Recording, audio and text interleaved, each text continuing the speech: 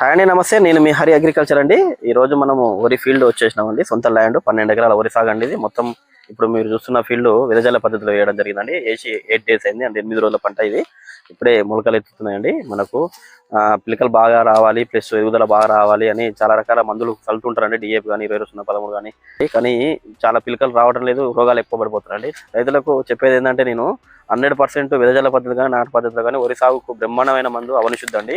ఇది muted company వాళ్ళది. అవనిశుద్ధి చాలా బాగా పనిచేస్తుందండి. పిలకకు బాగా పనిచేస్తుంది, మీకు వెన్ను శాతం బాగా వస్తుంది, ఫెర్టిలైజర్ కూడా బాగా తగ్గించుకోవచ్చు అండి. చాలా మంది రైతులకు వాడుతున్నారు కదా, చాలా మంది రైతులకు తెలుసు. నేను కూడా చాలా మంది రైతులకు చెప్పాను కూడా, చాలా మంది రైతులు తీసుకుంటున్నారు. ఈ అవనిశుద్ధి మాత్రము మీరు ఎప్పుడు వేసుకోవాలంటే, దుక్కిలు దమ్ములు వేసుకోవచ్చు, ప్లస్ వెదజల్ల పద్ధతి తర్వాత ఫస్ట్ దఫా మందులు వేసినప్పుడు, నాటుకైనా కానీ ప్లస్ మీకు వెదజల్ల పద్ధతులు కానీ మీరు ఫస్ట్ దఫా మందులు వేసేటప్పుడు అందులో కలిపి వేసుకోవడం వల్ల మాత్రం 100% చాలా మంచి రిజల్ట్ ఉందండి. అవనిశుద్ధి వల్ల మీకు ఫెర్టిలైజర్ శాతం 50% తగ్గించుకోవచ్చు, పిలక శాతం బాగా పెరుగుతుంది, పిలకకి కావాల్సిన ప్రతి గుళికలు ఇవ్వాల్సిన అవసరం లేదు. ఇంకోటి ఏంటంటే, భూమి సారవంతంగా మారుతుంది అవనిశుద్ధి. వరికి బాగా వాటర్ ఎక్కువ పెట్టడం వల్ల సాల్ట్ శాతం ఎక్కువై భూమి బాగా గట్టిపడిపోతుందండి. ప్లస్ వేరు వ్యవస్థ కూడా ఆక్సిజన్ అందదు, దాంతోపాటు గట్టిపడిపోవడం వల్ల వేరు వ్యవస్థ ఆహారం అందదు. దీనికి చక్కటి పరిష్కారం అవనిశుద్ధి బాగా పనిచేస్తుందండి. చాలా మంది రైతులు వాడినారు, చాలా వీడియోలు చేశాను నేను అవనిశుద్ధి వాడిన రైతులు ఒడిలో.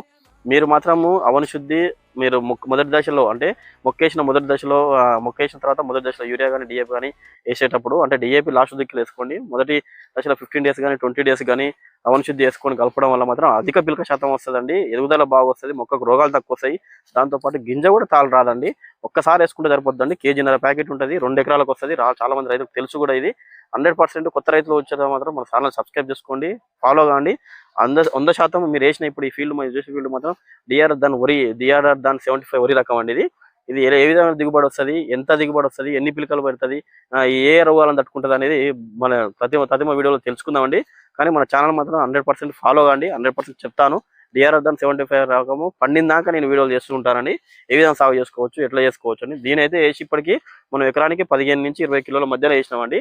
ఈ 4 ఎకరాలు వేసినాను డిఆర్ఆర్ దాన్ 75 రకము. ఇప్పటికి 8 రోజులు అయింది. దాని తర్వాత అవనిశుద్ధి ఏ విధంగా మందులు వేసుకోవాలి, ఎల్ల కలిపి వేసుకోవాలో ఆ తర్వాత కూడా చెప్తానండి. ఇప్పుడు నేను ఫస్ట్ దఫా వేసే మందులు మాత్రం అవనిశుద్ధి కంపల్సరీ వేసి చూస్తానండి.